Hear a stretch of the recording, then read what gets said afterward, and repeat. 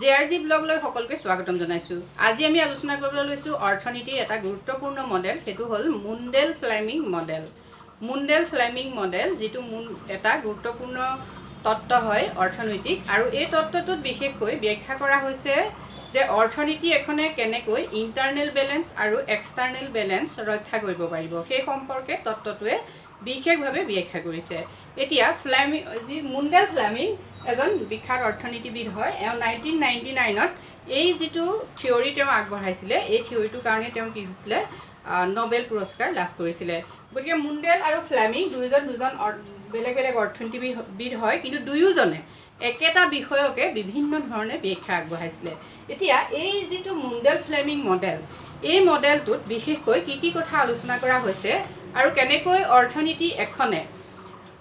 Internal balance অৰ্থাৎ যেটো অৰ্থনীতিখনৰ আভ্যন্তৰীণ যেটো ভাৰসাম্যতা, সেই ভাৰসাম্যতা আৰু এক্সটাৰ্নেল ব্যালেন্স অৰ্থাৎ বাহ্যিক যেটো ভাৰসাম্যতা, সেই ভাৰসাম্যতা কেনেকৈ ৰক্ষা কৰিব, বিশেষকৈ ৰাজনীতি আৰু মৌদ্ৰিক নীতি ব্যৱহাৰ কৰি সেই সম্পৰ্কে আলোচনা কৰিছে। এতিয়া এই মডেলটো আলোচনা কৰাৰ আগত আমি এটা কথা প্ৰথমতে সকলোৱে জানিব লাগিব যে যেটো আমাৰ ISLM যেটো মডেল হয়, সেই মডেলটোৰ বিষয়ে ছাত্ৰ ছাত্ৰীসকলে প্ৰথমে সম্পূৰ্ণ জ্ঞান আয়ত্ত কৰিলেহে এই মডেলটো বুজিবলৈ তেওঁলোকৰ সহজ হ'ব। এতিয়া ISLM আৰু BOP এই মডেলটোক আৰু এটা নাম দি কোৱা হয়, হেতু হল কি এই মডেলটোক আমি অন্য এটা নামেৰেও জানো, ISLM = BOP। এই মডেলটোক কি বুলি কোৱা হয় তেনে মুণ্ডেল ফ্লেমিং মডেলক ISLM = BOP মডেল বুলিও কোৱা হয়। এতিয়া আমি এই মডেলটোৰ নামটোৰ পৰা এই কথাটো গম পাইছো যে ইয়াত আমাক কি লাগিব, IS কাৰ্ভ অৰ্থাৎ প্ৰডাক্ট মাৰ্কেট যিখন হয়, প্ৰডাক্ট মাৰ্কেটৰ যেটো ইকুইলিব্ৰিয়াম হয়, প্ৰডাক্ট মাৰ্কেটত ইকুইলিব্ৰিয়াম কৰি আমি যিডাল ৰেখা পাওঁ সেইডালক কি বুলি কয় IS ৰেখা। LM হৈছে মানি মাৰ্কেট, মুদ্ৰা যোগানৰ যিডাল ৰেখা, য'ত কি হৈছে মুদ্ৰাৰ যোগান আৰু চাহিদাৰ ভাৰসাম্যতাৰ দ্বাৰা কি হয় LM কাৰ্ভ প্ৰস্তুত কৰা হয়। নেক্সট আহিলে BOP বেলেন্স অফ পেমেন্ট, য'ত কি থাকে কাৰেণ্ট একাউণ্ট আৰু কেপিটেল একাউণ্ট যেতিয়া ইকুৱেল হয় তেতিয়া কি হৈছে বেলেন্স অফ পেমেন্ট ইকুইলিব্ৰিয়াম হয়। গতিকে এই তিনিটা কনসেপ্ট ছাত্ৰ ছাত্ৰীসকলক নিশ্চিতভাৱে লাগিবই। গতিকে ছাত্ৰ ছাত্ৰীসকলে এই তিনিটা কনসেপ্ট প্ৰথম ক্লিয়াৰ কৰি ল'ব। কিন্তু আমি থাওকতে এটা কথা কওঁ যে IS ৰেখাডাল কেনেকৈ গঠিত, IS ৰেখাডাল বিশেষকৈ ৰেট অফ ইণ্টাৰেষ্টৰ লগত ইনভাৰ্সলি ৰিলেটেড হয়। IS ৰেখাডাল কেনেকৈ গঠন হৈছে যে IS ৰেখাডালক আমি ক'ব পাৰিম y = c + i + g + nx, অৰ্থাৎ aggregate demand = c + i + g + net export. এইটোৰ সমষ্টি হৈছে IS। IS means investment = saving, অৰ্থাৎ I = S। এছৰ ভাৰসাম্যতা কি হৈছে IS ৰেখাডাল। আৰু IS ৰেখাডাল কেনেকৈ যায় আমি এই কথাটো জানো যে IS ৰেখাডাল কি হয়, ই নিগেটিভলি স্লোপ হয়। এফালে ৰেট অফ ইণ্টাৰেষ্ট যদি বৃদ্ধি হয় তেতিয়া কি হৈছে এফালে আউটপুট বা GDP বা ইনকাম সেইটো হ্ৰাস হ'ব, আৰু ৰেট অফ ইণ্টাৰেষ্ট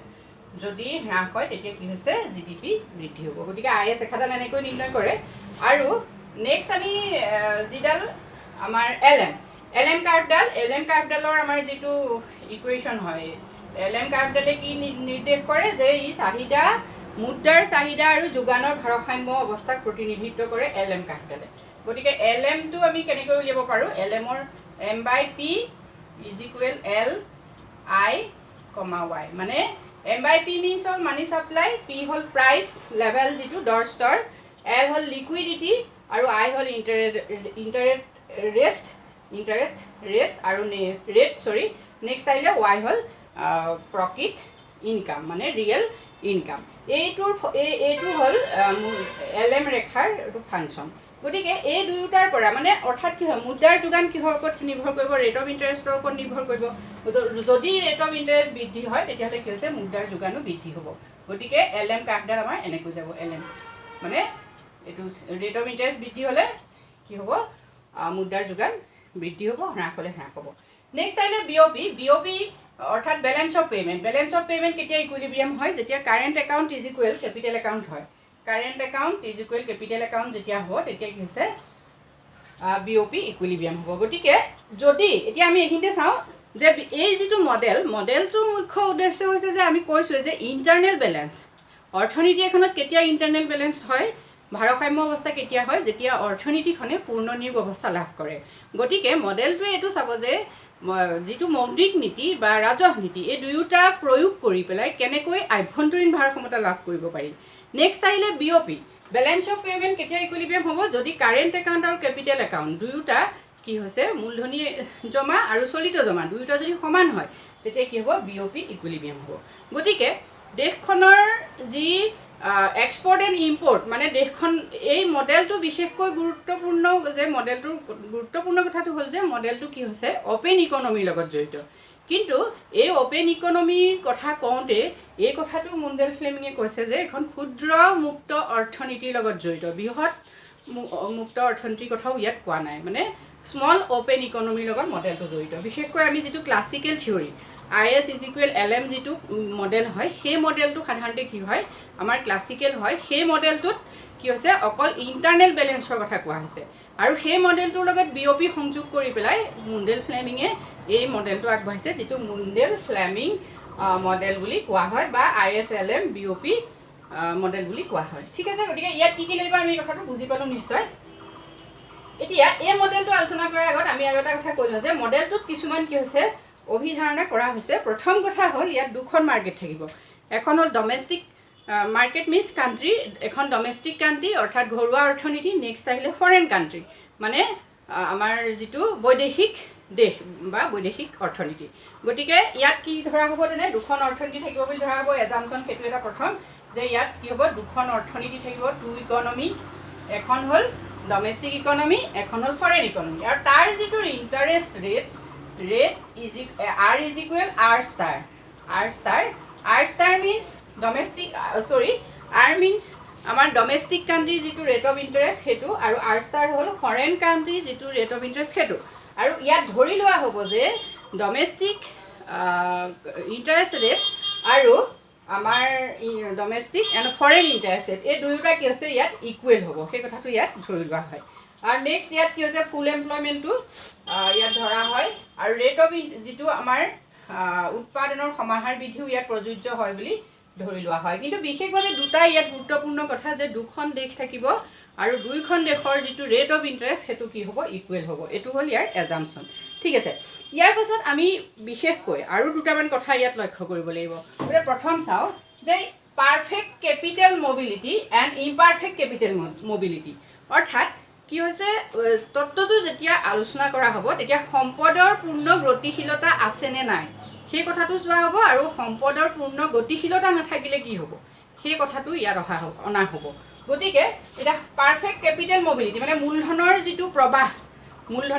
এখন দেশৰ পৰা অন্য এখন দেশলৈ সম্পূৰ্ণভাৱে মূলধনৰ যিটো প্ৰবাহ হ'ব সেই প্ৰবাহটো যদি পাৰফেক্ট হয় তেতিয়া কণ্ডিশ্যনবিলাক কি হ'ব যদি ইমপাৰফেক্ট হয় তেতিয়া কি হ'ব এতিয়া পাৰফেক্ট কেপিটেল মবিলিটিৰ ক্ষেত্ৰতহে আমি আজি বিষয়খিনি আলোচনা কৰিম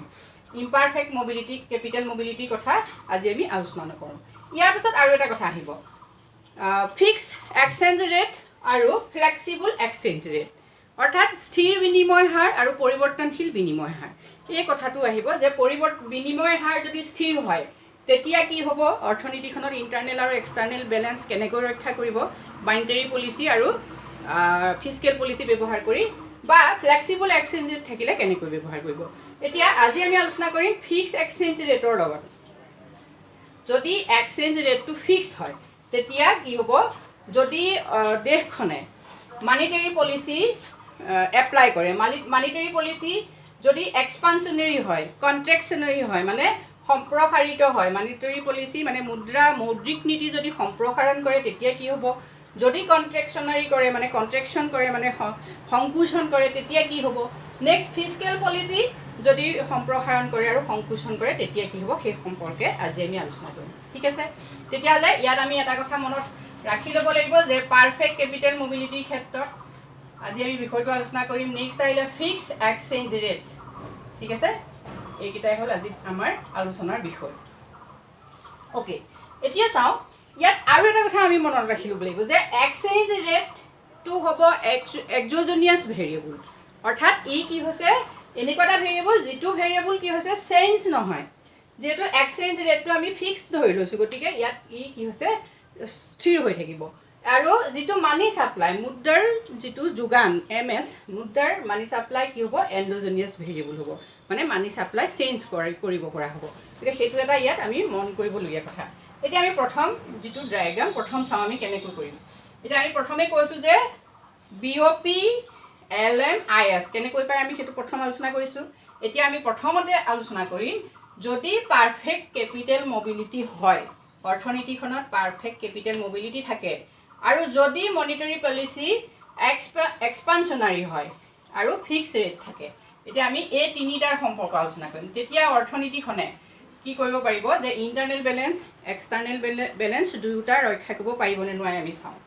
এতিয়া যদি মনিটাৰী পলিসি কি কৰে সম্প্ৰসাৰণ কৰে এক্সপানশন কৰে তেতিয়া হলে কি হ'ব যদি মুদ্ৰানীতি সৰকাৰ মুদ্ৰানীতি কি আৰ ৰাজহ নীতি এই দুটাৰ ওপৰতো ছাত্ৰ ছাত্ৰীসকলে নিজৰ কনসেপ্ট ক্লিয়াৰ কৰা উচিত মৌদ্ৰিক নীতি সদায় ৰিজাৰ্ভ বেংকে গ্ৰহণ কৰে আমি জানো মুদ্ৰা সম্পৰ্কীয় যিবিলাক নীতি নিৰ্ধাৰণ হেতু মৌদ্ৰিক নীতি আৰু নেক্সট আহিলে ফিস্কেল পলিসি ৰাজকোষীয় নীতি চৰকাৰে কৰে আৰু ৰাজকোষীয় নীতিত কি হয় চৰকাৰৰ আয় ব্যয়ৰ যিখিনি হিসাব নিকাচ সেইখিনি থাকে ঠিক আছে গতিকে এটা আমি ধৰি ললো প্ৰথমতে কি হৈছে চৰকাৰে মনিটাৰী পলিসি এক্সপান্ড কৰিলে মানে মৌদ্ৰিক নীতি চৰকাৰে গ্ৰহণ কৰিছে মৌদ্ৰিক নীতি গ্ৰহণ কৰাৰ বাবে কি হৈছে চৰকাৰে মুদ্ৰাৰ যোগান বৃদ্ধি কৰিলে ঠিক আছে চৰকাৰে কি কৰিলে মুদ্ৰাৰ যোগান বৃদ্ধি কৰিলে গতিকে LM কাৰ্ভ LM ডেছলৈ কি হৈছে পৰিৱৰ্তন হ'ল ফাৰ্ষ্ট ষ্টেপত এতিয়া আমি একে ধৰি ললো এটো হ'ল আমাৰ পূৰ্ণ নিয়োগ স্তৰ এটো Y ফুল এমপ্লয়মেন্ট এখিনলৈকে আমি ধৰিম ফুল এমপ্লয়মেন্ট এটা চৰকাৰে কি কৰিলে যে মুদ্ৰা যোগান বৃদ্ধি কৰিলে LM ডেছলৈ তেতিয়া কি হ'ল IS ৰেখাত কি হ'ল LM ডেছ ৰেখাই কোড কাটিলে এইখিনি কটাকটি কৰিলে এটা ই পৰা আমি এটো দিলো ই ডেছ এতিয়া ই চাও আমি ই হ'ল ভাৰসাম্য বিন্দু ই বিন্দুত কি হৈছে IS LM আৰু BOP তিনিওটা সমান হৈছে ই বিন্দুত মানে তিনিওডাল ৰেখাই পৰস্পৰে কটাকটি কৰিছে অৰ্থাৎ product market money market and balance of payment তিনিওটা ইকুইলিব্ৰিয়াম হোৱা মিন্স যে অৰ্থনীতিখনত কি হৈছে ইন্টাৰনেল ব্যালেন্স আৰু এক্সটাৰ্নেল ব্যালেন্স হৈ আছে এই ই বিন্দু ই গতিকে ভাৰসাম্য বিন্দু ইয়াত কি হৈছে ৰেট অফ ইন্টাৰেষ্ট যেটো ইকুৱেল গতিকে ই বিন্দুত কি হৈছে আমাৰ যেটো domestic rate of interest and foreign rate of interest equal হৈছে এতিয়া ইয়াৰ পাছত যে মানি সাপ্লাই যেটো বৃদ্ধি কৰিলে বৃদ্ধি কৰাৰ ফলত মানে দেশখনে কি কৰিলে মনিটাৰী পলিসি এক্সপান্ড কৰিলে তেতিয়া কি হ'ল LM ৰেখা ইয়ালে গুচিলে মুদ্ৰাৰ যোগান বৃদ্ধি হ'ল বৃদ্ধি হোৱাৰ লগে লগে কি হৈছে ভাৰসাম্য বিন্দু ই পৰা ই ডেছলৈ গুচি আহিলে গতিকে ই পৰা ই ডেছলৈ গুচি অহাৰ লগে লগে ৰেট অফ ইন্টাৰেষ্ট কি হ'ল domestic rate of interest is less than foreign rate of interest হ'ল আমি দেখিলো ডমেষ্টিক ৰেট অফ ইন্টাৰেষ্ট কি হৈছে মানে ঘৰুৱা যেটো সুদৰ হাৰ হেতু কমি গ'ল আৰু কি হৈছে বৈদেশিক সুদৰ হাৰতকৈ কমি গ'ল গতিকে এই যেটো পজিশন E1 পজিশন অৰ্থনীতি ই পৰা ই লৈ কি হৈছে পৰিৱৰ্তন হ'ল গতিকে ই ড্ৰেছত কি হৈছে GDP হ'ব ধৰি ললো আমি OY1 এতিয়া GDP বৃদ্ধি হৈছে কিন্তু এনেকুৱা ক্ষেত্ৰত কি হ'ব যেতিয়া ৰেট অফ ইন্টাৰেষ্ট হ্ৰাস হ'ব তেতিয়া কি হ'ব মৌদ্ৰিক সুদ আউটফ্লো হ'ব মানে মুদ্ৰা কি হৈছে মুদ্ৰা আমাৰ দেশৰ পৰা বাহিৰলৈ ওলাই যাব গতিকে মুদ্ৰা যদি ওলাই গুচি যায় তেতিয়া কি হ'ব আমাৰ এক্সপোৰ্ট লেছ হ'ব অৰ্থাৎ আমদানি হ্ৰাস হ'ব আৰু ইম্পোৰ্ট কি হ'ব হাই হ'ব অৰ্থাৎ দেশ এখনৰ পৰা যদি দেশখনৰ পৰা আউটফ্লো হয় মানে মুদ্ৰা যদি ইম্পোৰ্ট যদি বেছি হয় যদি ইম্পোৰ্ট বেছি হয় তেতিয়া হলে কি হৈছে মুদ্ৰা দেশখনৰ পৰা ওলাই গুচি যাব কিন্তু চৰকাৰে মুদ্ৰাৰ যোগান যেটো বঢ়াইছিলে কিন্তু দেশখনৰ পৰা যেতিয়া মুদ্ৰা বাহিৰলৈ গুচি যাব তেতিয়া কি হ'ব আকৌ মুদ্ৰাৰ যোগান কি হৈছে LM লৈ গুচি আহিব গতিকে E1 ৰ পৰা E লৈ আকৌ গুচি আহিলে ইপিনে ইয়াত কি হৈছে বেলেন্স অফ পেমেন্ট যেটো BOP ইয়াত ডেফিসিট হৈছে ইয়ালে গুচি অহা মানে R less than R star হোৱা মিন্স BOP ডেফিসিট মানে ঘাটি হৈছে গতিকে BOP ডেফিসিট মিন্স যে এক্সপোৰ্ট কি হ'ব লেছ হ'ব ইম্পোৰ্ট হাই হ'ব গতিকে এই পজিশনটোত কি হ'ব মুদ্ৰা সংকুচন হ'ব গতিকে মুদ্ৰা সংকুচন হৈ ই ড্ৰেছৰ পৰা ই লৈ ভাৰসাম্য অৱস্থা গুচি গ'ল গতিকে অৰ্থনীতিখনত কি হৈছে আমি যেটো ধৰি লৈছিলো YF ফুল এমপ্লয়মেন্ট গতিকে অৰ্থনীতিখনত পূৰ্ণ নিয়োগ নহলে ঠিক আছে গতিকে ইয়াত কি হৈছে মৌদ্ৰিক নীতি অৰ্থাৎ মুদ্ৰা নীতি এক্সপান্ড কৰিলত ই ইনএফিচিয়েন্ট হ'ল ইনএফিচিয়েন্ট মানে ই কাৰ্যকৰী নহলে ঠিক আছে আমি এটো এনেকৈ মনত ৰাখিম এটো ইনএফিচিয়েন্ট নেক্সট আমি চাও কন্ট্ৰেকচনাৰী পলিসি গ্ৰহণ কৰিলে দেখখনে কি হৈছে কন্ট্ৰেকচনাৰী পলিসি গ্ৰহণ কৰে তেতিয়া কি হ'ব LM আমাৰ তেতিয়া আমাৰ LM এফালে বাওঁফালে শিফ্ট হ'ব LM ড্ৰেছ হ'ল গতিকে এই ই বিন্দুত ইয়াত ভাৰসাম্য অৱস্থা লাভ কৰিলে তাৰপিছত অৰ্থনীতিখনত আমি দেখিলোঁ R greater than R star হ'ল মানে অৰ্থনীতিখনে কি হৈছে যেতিয়া মুদ্ৰাৰ যোগান হ্ৰাস কৰি দিলে তেতিয়া দিলে LM কি হৈছে LM ড্ৰেছলৈ পৰিৱৰ্তিত হ'ল আৰু কি হ'ল আমাৰ যিটো ৰেট অফ ইণ্টাৰেষ্ট মানে domestic rate of interest is greater than foreign rate of interest হ'ল এই পজিশ্যনত কি হ'ব দেশখনত ইনফ্ল' হ'ব মানে দেশখনৰ ভিতৰলৈ মুদ্ৰাৰ প্ৰৱাহ ঘটিব এতিয়া যেতিয়া দেশখনৰ ভিতৰলৈ মুদ্ৰাৰ প্ৰৱাহ ঘটে মানে ইয়াত কি হৈছে BOP ইয়াত কি হ'ব সাৰপ্লাছ BOP ইয়াত সাৰপ্লাছ হ'ল মানে বেলেঞ্চ অফ পে'মেণ্ট কি হ'ব ৰাহি হ'ব এনেকুৱা অৱস্থাত কি হ'ব এক্সপৰ্ট হাই হৈ যাব অৰ্থাৎ দেশখনত কি হৈছে দেশখনে বহুত বেছি ৰপ্তানি বৃদ্ধি কৰিবলৈ ল'ব ৰপ্তানি বৃদ্ধি কৰা মিনছ দেশখনলৈ আকৌ কি হৈছে ৰপ্তানি বৃদ্ধি হোৱাৰ লগে লগে ইম্পৰ্ট লেছ হৈ যাব আৰু দেশখনলৈ মুদ্ৰাৰ প্ৰৱাহ ঘটিব গতিকে মিনছটো কি হ'ব LM ড্ৰেছৰ পৰা আকৌ কি হৈছে LMলৈ মুদ্ৰাৰ যোগান বৃদ্ধি হৈ যাব গতিকে যেহেতু ইয়াতহে আমি এইখিনিত আকৌ ধৰি ল'ম যেহেতু ফুল এমপ্লয়মেণ্ট লেভেললৈ কি হৈছে LM নাহেই গতিকে আকৌ আহি অৰ্থনীতিখন ভাৰসাম্য অৱস্থা পৰা ই ড্ৰেছলৈ গৈছিলে আকৌ